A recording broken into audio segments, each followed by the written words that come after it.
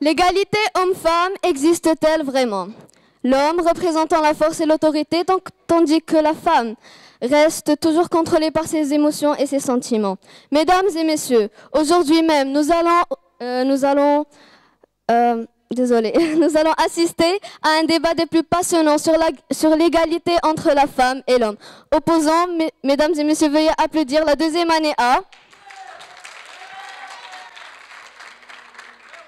et la deuxième année Math 2.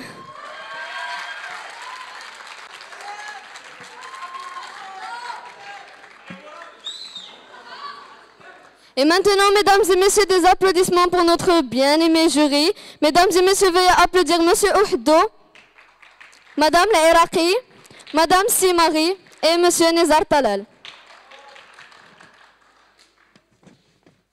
Alors, j'aimerais vous rappeler les règles du débat. Alors, les interventions se font respectivement à tour de rôle et doivent durer 1 minute au minimum. 2 interventions successives de la même équipe ne doivent pas avoir lieu. Les interventions doivent être faites de manière correcte, évitant toute vulgarité, sarcasme déplacé ou autre forme d'irrespect. Il faut respecter le temps réparti pour chaque équipe, ce qui est 20 minutes. Et maintenant, les règles qui concernent l'audience. L'audience est bien sûr tenue à respecter les débatteurs.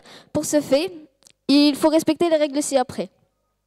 Maintenir le silence, le calme et le respect dans la salle. Ne pas applaudir qu'à la fin de chaque intervention de manière courtoise et en évitant les sifflements, les hurlements et toute forme d'irrespect. Interdiction de quitter la salle avant de délibérer et bien sûr interdiction d'utiliser le téléphone portable.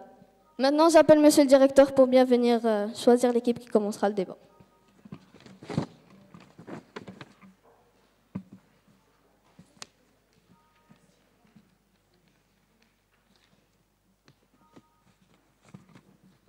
Ce sera la deuxième année A qui commencera. Merci.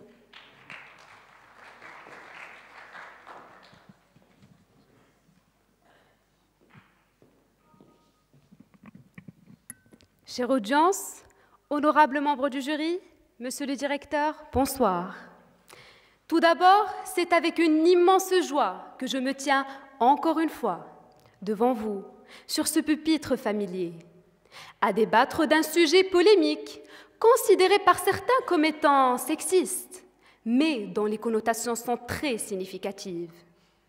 Oui, mesdames et messieurs, ce soir, nous soulèverons la question de l'égalité entre femmes et hommes. Nous essaierons d'adhérer au point de vue de nos chers opposants, puisque nous sommes tolérants. Néanmoins, nous ne vous laisserons pas sombrer dans l'erreur, et nous vous prouverons simplement et logiquement qu'effectivement l'égalité entre hommes et femmes est contre nature. D'ailleurs, pour ne pas tomber dans l'ambiguïté ou comprendre à travers le sujet, le contre-nature, entre guillemets, ne se limite pas à la nature biologique de l'être humain, comme certains le croient, mais plutôt outrepasse ce sens propre littéralement et se déploie vers d'autres sens métaphoriques volumineux. Qui d'entre nous peut nier l'impact de la société, de la culture et de l'éducation, entre autres, sur le compte de l'égalité entre femmes et hommes? Personne, bien sûr. Qui d'entre nous aurait le courage de contredire que notre milieu de vie façonne les garçons à être forts, dominants et protecteurs, et qu'en revanche prépare les filles à être des nourricières et des femmes de foyer? Attention, mesdames et messieurs, je ne dénigre pas les femmes et valorise les hommes, car malgré cette culture inculquée aux enfants dès leur jeune âge, les femmes ont pu prouver qu'elles sont fortes et capables de se déchaîner de ces croyances et de briller dans différents domaines. Toutefois, ces succès louables, il va sans dire, ne peuvent être comparés aux performances masculines et en particulier dans certains domaines. Et nier cette réalité relèverait de l'ignorance de la nature humaine. Chère assistance, tout au long de notre débat, nous vous présenterons des faits, des statistiques et non pas des théories qui prouvent preuve à l'appui que l'égalité entre hommes et femmes est contre nature. Merci.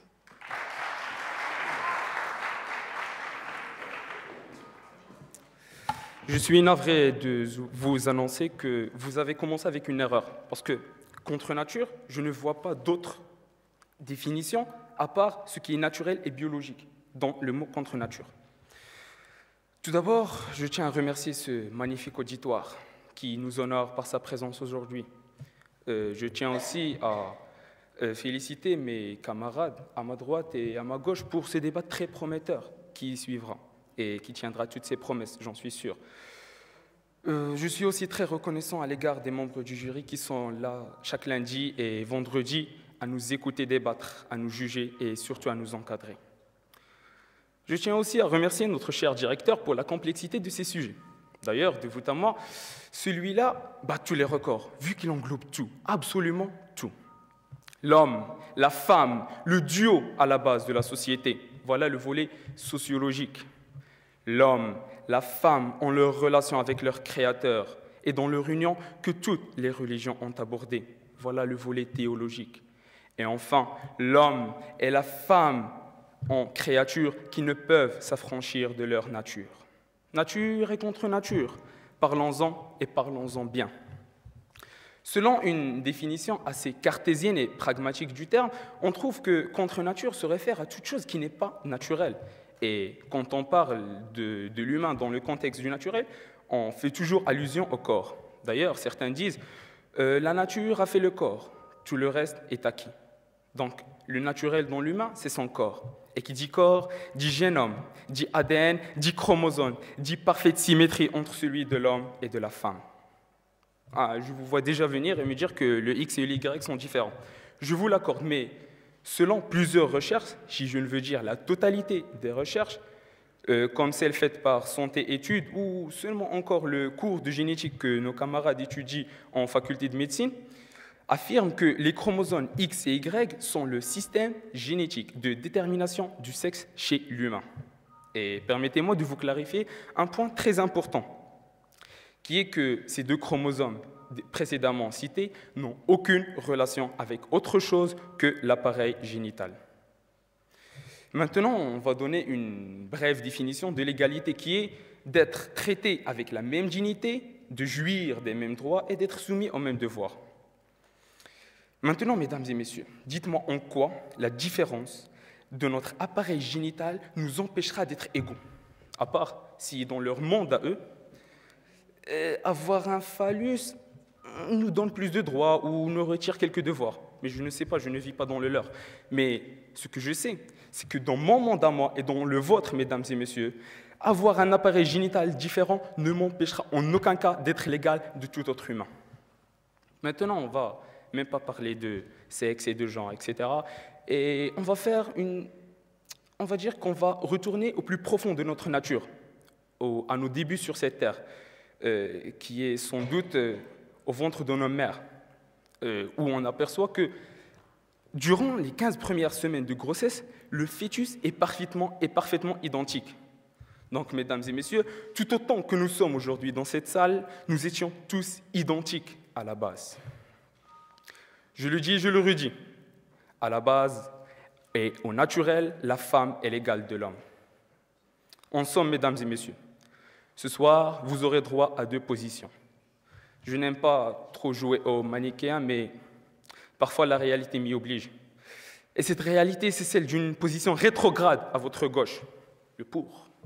Une position dangereuse, défendue malheureusement par mes camarades, mes amis, qui ignorent de l'ignorer. Merci.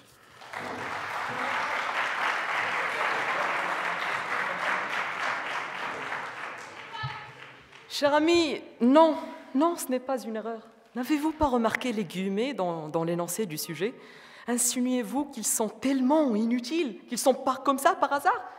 Ah, vous insultez pas quand même le directeur, il choisit bien ces termes, tels que les guillemets.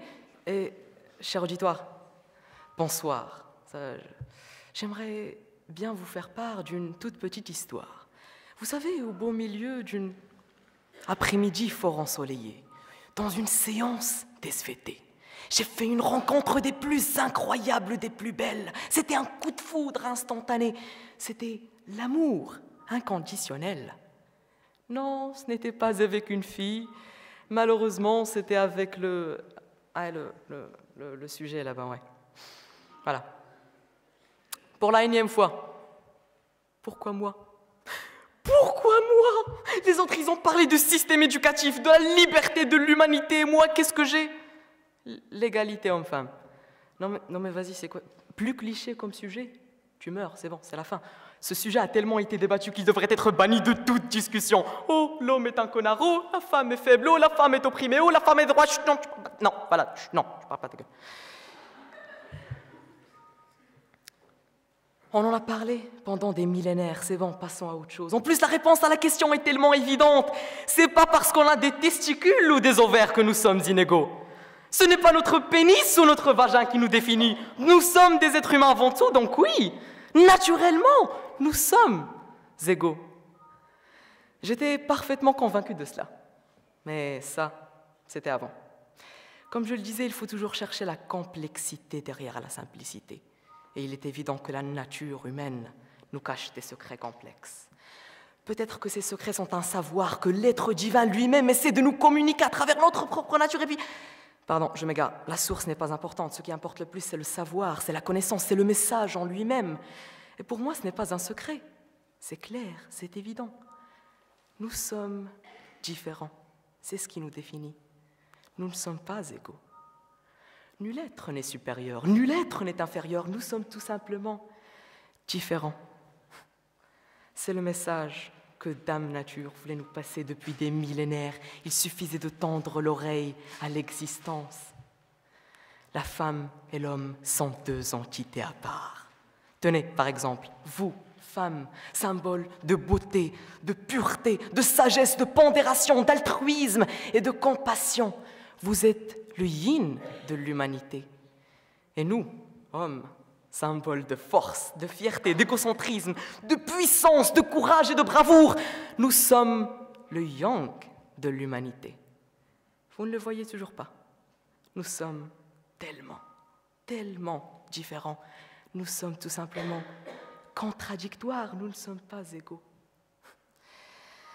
L'être humain est magnifique. Et sa splendeur provient uniquement du simple fait qu'il est basé sur deux composantes absolument opposées, mais qui, miraculeusement, s'unifient.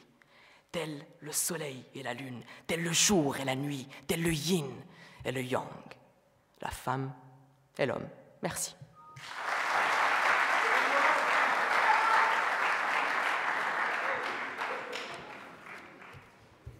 J'adore l'acteur que tu es. Mais non, s'il vous plaît, il y a beaucoup d'espérance sur ce débat. Je ne veux pas que l'auditoire se retrouve à entendre plus de formules de politesse que d'arguments, ce qui a souvent été le cas. Je n'aimerais pas non plus que l'on commence à leur énumérer des termes semblables, similaires, pareils, avec le même sens, excusez-moi, ou même qui se partagent la signification. Remarquez l'ironie. Remarquez l'ironie, accompagnée parfois de quelques gestualités pour faire beau, juste dans le but de remplir les 20 minutes ou de vous montrer que l'on sait utiliser un dictionnaire, ou encore juste pour tester son système nerveux et avoir l'assurance qu'on a toujours le contrôle de ses mains. Non, j'aimerais que ce débat soit différent de tout de ceux qui l'ont précédé. J'aimerais que l'on se projette, comme dirait mon professeur de mathématiques, dommage qu'il n'est pas là, dans un niveau supérieur. Et moi, je veux vous parler de quelque chose, parce que j'aimerais vraiment éviter que ce soir, l'on tombe dans un débat de sourds. Dans un débat de sourds dont les prémices commencent petit à petit à m'apparaître. Je vais donc commencer par contextualiser l'énoncé de notre sujet. Lundi, 24 novembre 2014, l'égalité homme-femme est contre nature, déclare M. Erdogan, président de la République de Turquie, lors du sommet sur la justice et les femmes à Istanbul. Remarquez l'ironie encore une fois. Le président islamo-conservateur, qui fêtera d'ailleurs, lui et son parti, leurs 13 ans à la tête de la Turquie, est bien connu pour ses propos sexistes et ses interprétations de l'islam qui laissent souvent à désirer. Il dit, lors du même discours, et je vous cite, « Notre religion, c'est-à-dire votre religion, la vôtre également, c'est-à-dire l'islam, a défini une place pour la femme, c'est-à-dire dans la société, qu'est la maternité. Alors que c'est totalement erroné. L'islam est venu pour améliorer le statut de la femme. Et les réformes du prophète Mohammed, paix et salut soient sur lui, ont donné à la femme plusieurs droits qu'elle n'avait pas auparavant. Droit de possession, droit de succession, droit d'éducation, de divorce, etc. Après, si vous voulez toujours venir et défendre les propos erronés de M. Erdogan, franchement, je n'ai qu'une envie, c'est de vous voir à l'acte.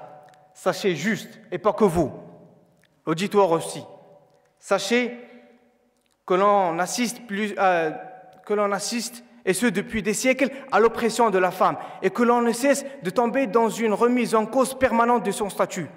Pourquoi avant? Pourquoi maintenant? Pourquoi déjà? C'est à cause de propos pareils.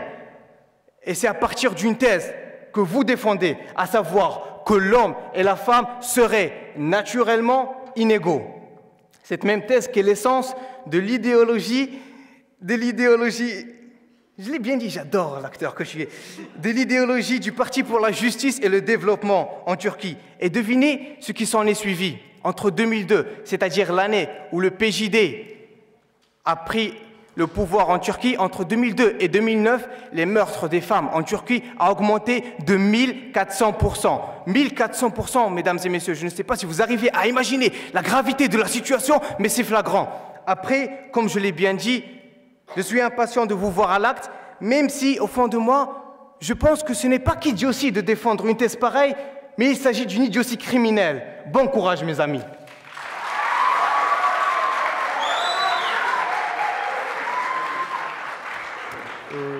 Bon, vous avez parlé d'Erdogan, je vais vous dire un truc. Bon, je ne suis pas sûr, mais je ne pense pas que l'un de nous s'appelle Erdogan.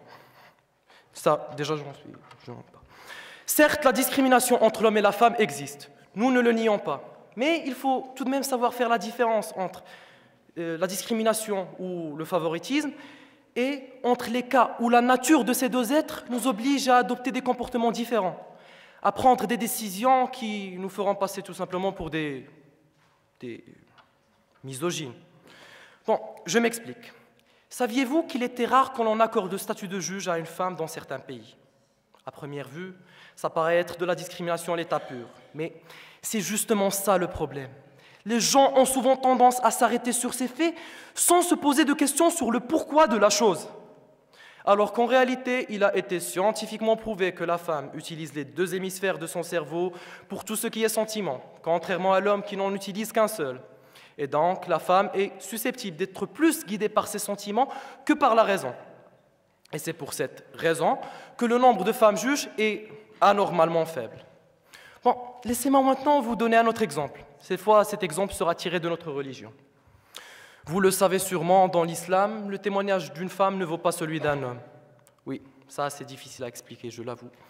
Mais heureusement pour nous, toute chose dans ce bas monde a une explication. De récentes études ont démontré que le fait que la femme soit de nature plus susceptible et plus émotive, et qu'elle soit souvent en proie à des troubles hormonaux, font que cette personne, que cette femme, est plus susceptible au niveau psychologique. Et donc, ses pensées et ses souvenirs pourront facilement être altérés par les dires des autres personnes. De ce fait, son témoignage ne sera pas du tout fiable. Le terme qui désigne ce cas est insufflation de souvenirs. Bon, s'il vous plaît, pour qu'il n'y ait pas d'amalgame par rapport au message que j'essaie de vous faire passer, je ne dis pas que la femme est inférieure à l'homme. Car je ne sais pas pour vous, mais moi personnellement, je pense que la sensibilité, la douceur, la compassion sont loin d'être des défauts. Et donc le message que je veux vous faire passer est que ces différences entre les hommes et les femmes impliquent systématiquement qu'ils ne pourront jamais être égaux, mais complémentaires. En fait, on a un problème avec le terme égalité. L'égalité, déjà, c'est un concept qu'on ne peut pas appliquer sur des êtres vivants. C'est un concept purement mathématique. Par exemple, 0 est égal à 0. Mais du moment qu'il y a une différence même minime, cette égalité tombe à l'eau. Par exemple, 0 plus n'est pas égal à 0. Vous voyez? Merci.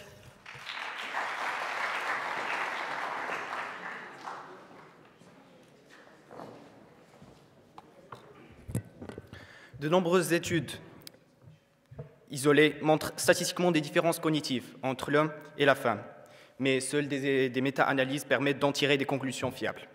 Ainsi, plusieurs méta-analyses montrent qu'il n'y a pas de différence de répartition des aires du langage entre les cerveaux de l'homme et de la femme, ce qui contredit le mythe des femmes plus douées que l'homme pour le langage. Qu'il n'y a pas de base neuronale aux différences de cognition spatiale entre les sexes, ce qui contredit le mythe des hommes plus doués pour l'orientation. que le corps calleux interconnectant les deux hémisphères cérébraux n'est pas plus grand chez les femmes, ce qui contredit les mythes des femmes plus douées pour faire plusieurs choses à la même fois.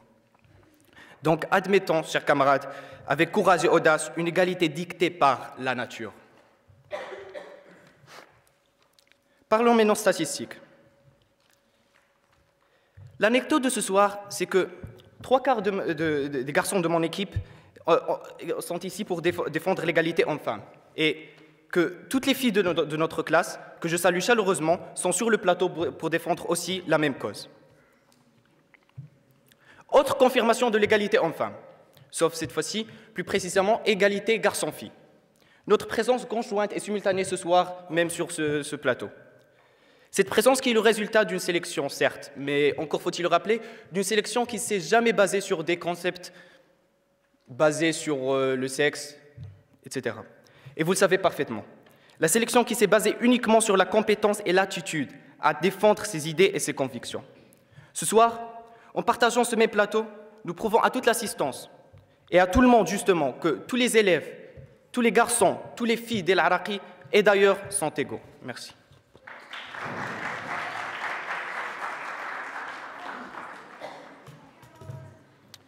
Chers camarades, vous voulez parler d'égalité? Parlons-en de cette égalité.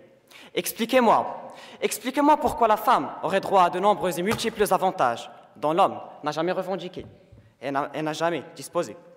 Je vois déjà venir certaines personnes venir avec leur « mais qu'est-ce que la pauvre femme a-t-elle pour être enviée, elle qui n'a été que opprimée au fil du temps dans différentes civilisations, jusqu'à aujourd'hui même ?» Eh bien, commençons par le plus simple, la galanterie. Aviez-vous déjà vu une femme ouvrir la porte à un homme en disant des expressions du genre « après vous » ou encore « les hommes d'abord » J'en doute fort. D'ailleurs, existe-t-il une galanterie féminine? Parce que tout ce que j'ai trouvé, c'est « la galanterie est un ensemble de propos ou de compliments flatteurs à l'égard des femmes, considérés par beaucoup comme une sorte de politesse et de savoir-vivre. » Passons. Il est indéniable que dans notre société, la femme jouit de nombreux avantages. Prenons par exemple, je ne sais pas, la raison pour laquelle le sujet a été posé, la journée de la femme, vous savez, le 8 mars. Pourquoi la femme aurait-elle droit à une journée propre à elle? Pourquoi jouirait-elle de nombreux avantages, de soldes, de réductions, de faveurs, de fleurs, etc. Ne pensez-vous pas qu'il s'agit ici de favoritisme pur et dur? Ne pensez-vous pas qu'il faudrait éliminer toutes ces différences pour instaurer cette vraie égalité dont vous parlez? Mais attendez, et si au lieu de l'égalité, je vous parlais d'équité? Quelle différence existe-t-il, me diriez-vous? Eh bien c'est simple, l'égalité est un principe, une règle générale qui dit que tous les individus doivent avoir les mêmes droits et être traités de la même manière dans une même situation. L'équité, par contre, dit que c'est le souci d'organiser une société selon des principes qui prennent en considération les différences entre ses membres. Donc en gros, l'équité permet de limiter ou de corriger les injustices sociales entre les hommes et les femmes, par exemple. Alors, égalité ou équité, la question n'a même plus lieu d'être. Merci.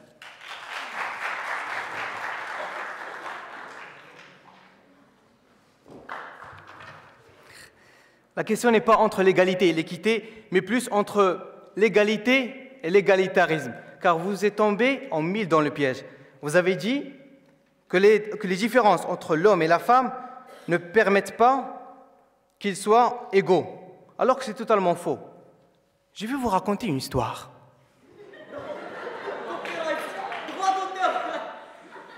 Je ne pense pas que tu as ce droit-là. Je vais vous raconter une histoire. Ou pas. Non, je ne vais pas le faire parce que ce soir-là, vous n'êtes pas ici pour nous entendre vous narrer les belles et émouvantes et charmantes histoires des 1001 débats. Vous n'êtes ni un prince charmant qui a tué toutes les femmes qu'il avait épousées, et je ne pense pas que vous avez besoin d'une Scheherazade pour vous tenir compagnie. Non. Non, je vais m'attarder sur quelque chose de plus concret, de plus sérieux. Le terme égalité, qui est utilisé ici, est très sensible et fragile, vu qu'il existe plusieurs amalgames qui se font comme celui entre l'égalité et l'égalitarisme. Amalgame que vous avez fait. Mélanger ces deux notions est source de frustration sans fin, de profondes blessures, de conflits épuisants, interminables et par avance voués à l'échec. Alors, afin de vous éviter tout cela, il est nécessaire de s'attarder sur quelques concepts.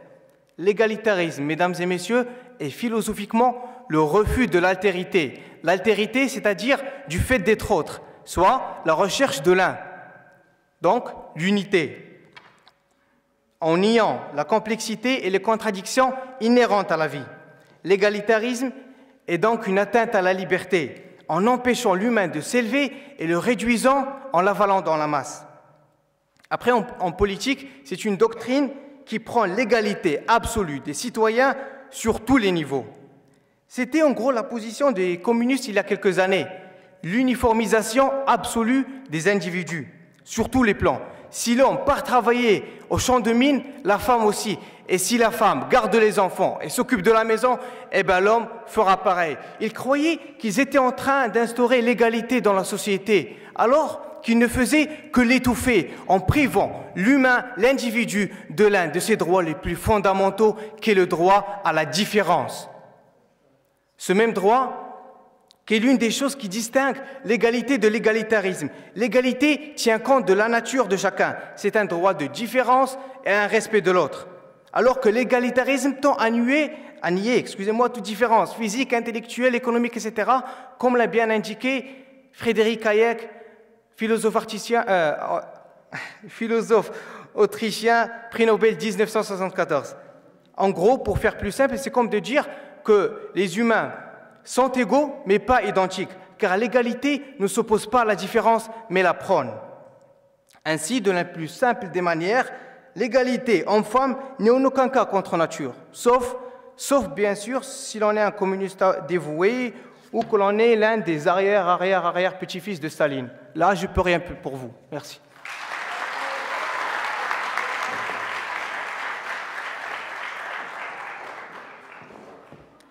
Bon, chers opposants, je crois que vous ignorez que plusieurs établissements n'acceptent pas les personnes de sexe féminin.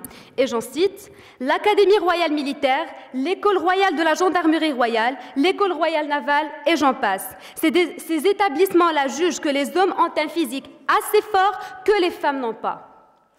Et justement, parlant de physique et du côté biologique, revenons à l'état primitif et parlons de ce que la mère nature a pu faire pour créer les hommes inégaux aux femmes.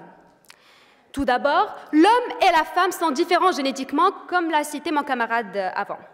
L'homme a un taux élevé d'androgène, autrement dit de testostérone. Et nous savons tous que les concentrations de cette hormone ne se limitent pas simplement à un effet secondaire d'agressivité, comme le diraient certains, mais plutôt font de l'homme, selon des études psychologiques et biologiques, un être qui tend plus vers l'activité. Par contre, les femmes possèdent des glandes responsables de la sécrétion de l'œstrogène, l'hormone féminine qui, comme son nom l'indique, calme les nerfs et du coup rend les femmes plus douces et plus onctueuses. Néanmoins, la nature ne s'est pas arrêtée là. Elle a encore une fois pu créer nativement d'autres différences entre femmes et hommes sur le plan biologique. Tenez, chez les hommes par exemple, les gènes portés par le chromosome sexuel Y codent des caractères héréditaires qui apparaissent chez les hommes seulement et jamais chez les femmes. Autrement dit, certaines maladies n'apparaissent jamais chez les femmes, heureusement, mais sont susceptibles d'apparaître chez les hommes.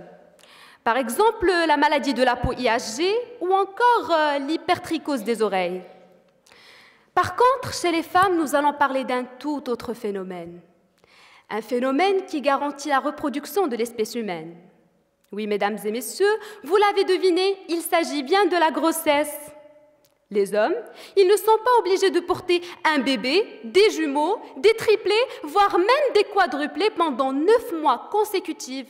Et en fin de cette aventure, ils ne se retrouvent pas devant l'épreuve de l'accouchement. Vous avez de la chance, messieurs. Vous ne goûterez jamais à ces douleurs, à ces sensations assez fortes qui vous bloquent la respiration, à ces brûlures abdominales et surtout à ces contractions musculaires aiguës et torturantes. Chère assistance, la nature a prononcé son jugement. L'homme et la femme sont inégaux. Merci.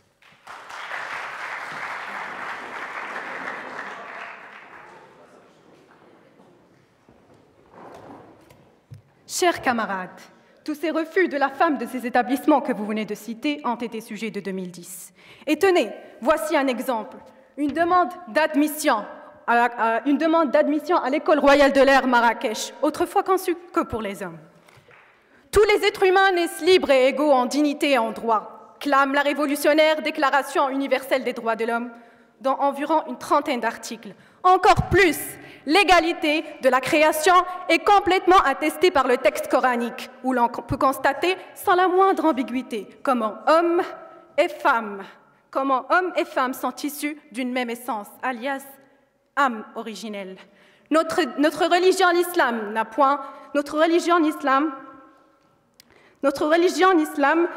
point fait de différence entre hommes et femmes et n'a jamais essayé de rendre cette femme aussi méprisable et inférieure. Au contraire, elle a mis fin à ce dédain en déclarant qu'elle est la moitié du genre humain. Et qu'elle a des droits conformes à ses capacités et sa nature.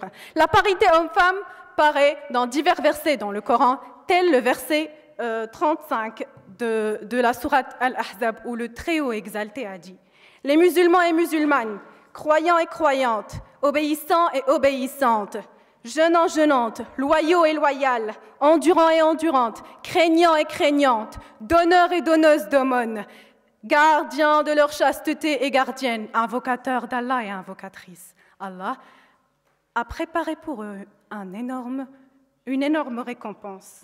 Il est donc incontournable que la nature a fait un homme et une femme, fondamentalement différents au niveau physique, mais celle-ci n'a pas omis de donner à chacun, équitablement à chacun sa part. Notamment en pensant à l'héritage, et précisément au fils qui reçoit une part équivalente à celle de deux filles. L'explication de ce verset, issu du Tafsir d'Al-Qurtubi, éclaircit que Dieu connaît leur intérêt mieux qu'eux-mêmes.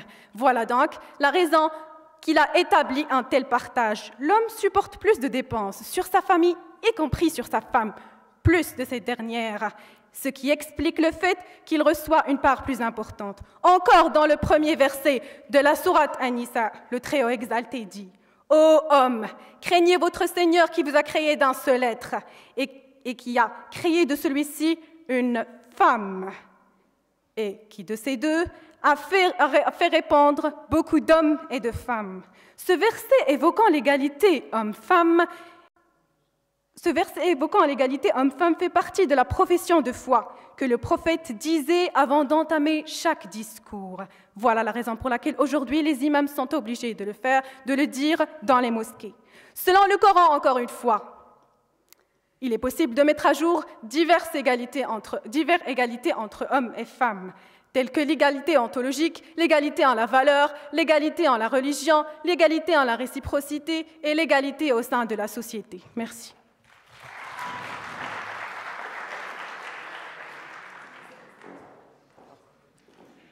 Chers camarades, je voudrais juste dire que ma camarade a cité plusieurs écoles, sauf l'école royale de l'air.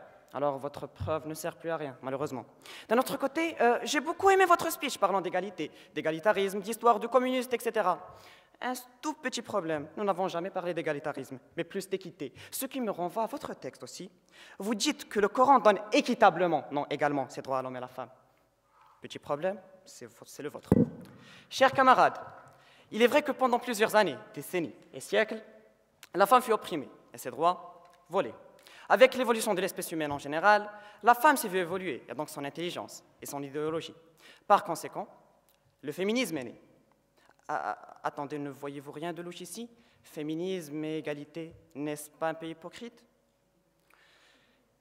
Si ce courant d'idées cherchait vraiment de l'égalité, si ce courant cherchait vraiment l'égalité, pourquoi l'appellera-t-on le féminisme, non pas l'égalitarisme ou bien l'humanisme? D'ailleurs, ce groupe qui tient tellement à instaurer l'égalité utilise souvent des schémas dominés afin de défendre les droits de la femme. Telle une tumeur maltraitée, le féminisme a évolué négativement pour donner vie à un autre courant idéologique, le féminazisme, qui, pour faire court, a pour but de faire de l'homme un soumis, un esclave, une sorte d'Anastasia style pour les connaisseurs, dans une société qui sera évidemment dirigée par les femmes. En réponse à ce courant d'idées, naquit le masculinisme, qui est tout simplement un mouvement idéologique défendant tous les stéréotypes machos d'un mâle dominant. Je ne suis pas ici afin de critiquer ni les hommes ni les femmes, loin de là. Je suis ici pour éclairer le fait que depuis la nuit des temps, l'égalité homme-femme a été un débat où on ne peut distinguer le tort et la raison. La réponse est simple. Il n'y a pas de tort, il n'y a pas de raison, il n'y a même pas d'égalité.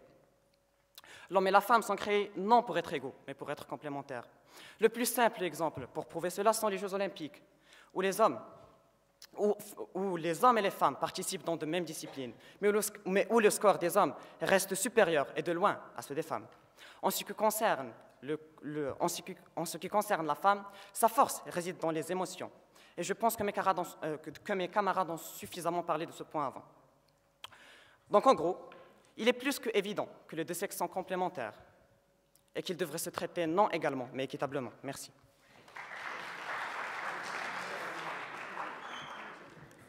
Sincèrement, j'ai peur de vous répondre parce que je risque de m'énerver. Vous prenez ce que vous voulez, vous prenez ce que vous voulez de ce qu'on dit et vous le dites d'une autre manière. Quand on a dit qu'équitable dans le Coran, ça s'appelle de la traduction, mesdames et messieurs. Donc en arabe, ce n'est pas équitable, vous devez le savoir.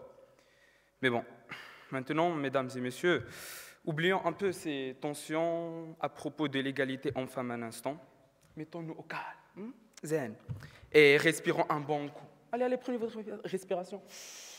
Allez, tout le monde. Vous vous calmez, ça c'est bien, j'aime ça.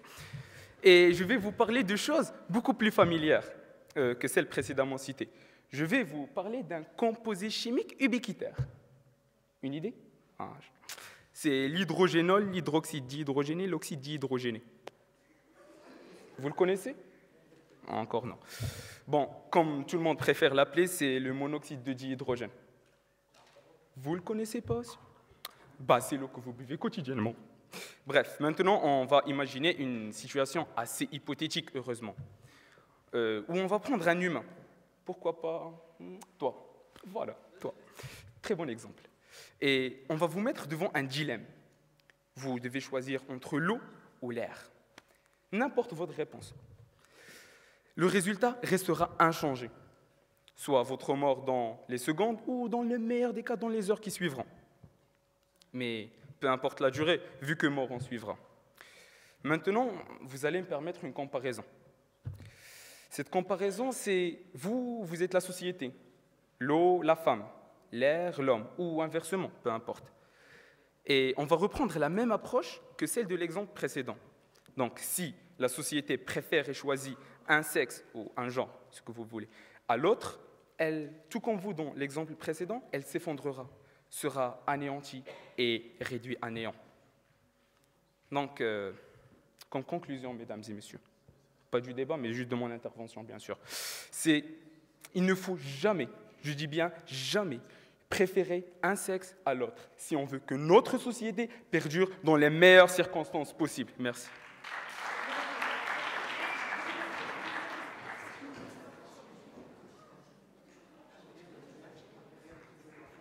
Bon. Vous savez, mes camarades, ils ont voulu répondre quand vous m'avez, attaqué un tout petit peu. Mais j'ai refusé parce que, quand même, c'était un peu impoli, non pas de votre part, mais de la part de mes camarades s'ils répondaient. Donc maintenant, je vous parle. Franchement, je ne m'attendais pas à ça. Je ne m'attendais pas qu'on me prépare un demi-speech, un quart, je ne sais pas, mais qu'on me prépare spécialement un speech pour ma façon de parler, pour ma façon d'exprimer mes idées. Tout ce que je dis, c'est que si vous n'aimez pas mon style, si vous n'aimez pas ma façon d'exprimer les choses, si vous n'aimez pas mon excès de métaphores, ce n'est pas de ma faute. Il suffit de... Je ne sais pas. Il suffit d'essayer de mieux interpréter mes paroles. Tout ce que je dis a un sens jusqu'à maintenant. Je ne me suis pas contredit. Je n'ai pas dit des choses futiles. Tout ce que je dis a un sens profond. Donc, s'il vous plaît, essayez de le chercher. Je réponds, monsieur, il m'a attaqué. Enfin, bref. Et, ça part, Mesdames, mesdemoiselles et messieurs, je pense qu'il ne reste plus de temps, donc, avant de clore ce débat, j'aimerais vous parler d'un de mes désirs les plus profonds. D'une de mes attentes les plus énormes envers l'humanité. D'un de mes rêves. Oui, je rêve du jour où... Oui, comme ça. Je rêve du jour où nous, êtres humains, arrêterons de faire notre diva.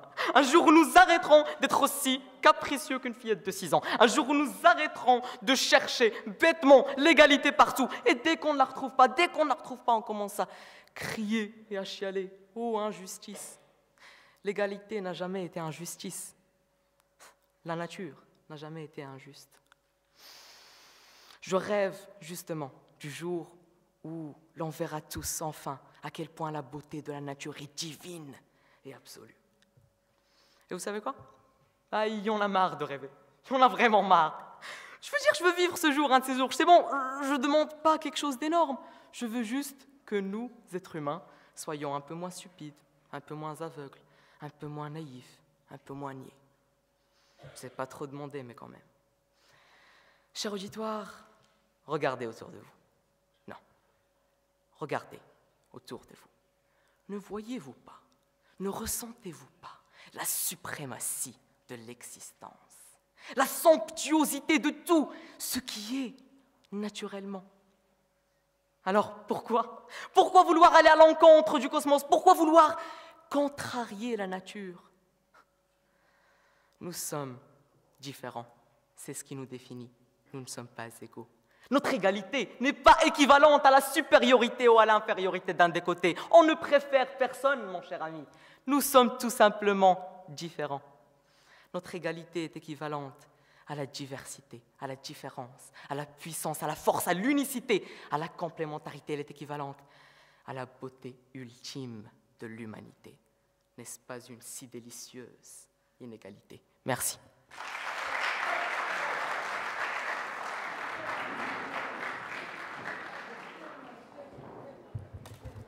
La seule conclusion inéluctable que chacun d'entre nous aujourd'hui, que ce soit d'ailleurs homme ou femme, devrait conserver en sa mémoire ne dépasse point ces quelques mots. L'égalité homme-femme est une règle de la nature. L'égalité homme-femme est contre nature, comme il est écrit exactement derrière moi. Si vous acceptez, mesdames ici présentes, une telle déclaration de la part de quiconque, vous risquez, exactement comme l'a déclaré le président turc, de limiter votre rôle à la maternité, exactement comme des poules dont la seule occupation serait de pondre des œufs. Pourquoi, par conséquent, ne pas limiter le rôle de ces messieurs à la paternité? Déséquilibré comme situation, n'est-ce pas? Seule solution naturelle, égalité homme-femme.